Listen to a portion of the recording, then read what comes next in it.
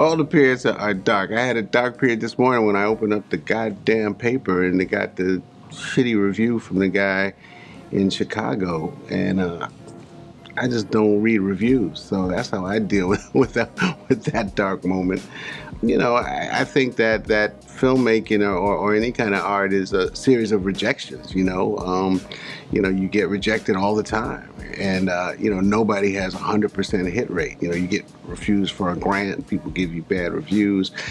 Stuff happens, and you just got to kind of brush it off and know that what you're doing is meaningful.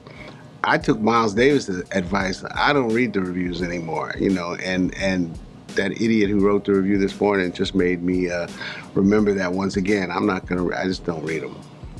We did this interview at the TV station, and they had free newspapers sitting there in the lobby. So I saw it, I opened it up. They had a review of the film Joker, so I read that. They gave that like 1 star or something. They really panned that. And I said, I wonder if we got a review. And before I could think about the fact that I did not want to see it, I opened it up. And so I didn't, and the guy gave us 3 stars and then proceeded to pan the film. So I'm like, anyway, whatever. He gave us 3 out of 4. So that seems pretty good to me, but whatever. I mean, everybody has a right to their opinion. But what drives me crazy is when, you read reviews from critics and you realize that they kind of don't know what they're talking about. They just don't know what they're talking about. You saw the film and he said like that there wasn't enough music in the film. And everybody who sees the film talks about how much music we have in the film and how we were able to have so much music in the film. So that's enough about that guy. What keeps me moving forward is I gotta eat, and I gotta figure out I gotta get dinner on the table. I love what I do. In all seriousness, what keeps me moving forward is I love what I do. It's not like I go to bed at night and say, I should have taken that job in the post office or something. No, I love what I do.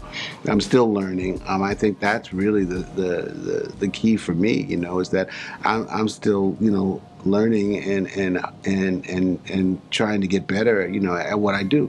People ask me, so what film do you like the best that you made? Well, at this point I like Miles Davis the best because it's a reflection of where I am now, in my craft. I'm trying to push myself forward. I'm trying to challenge myself.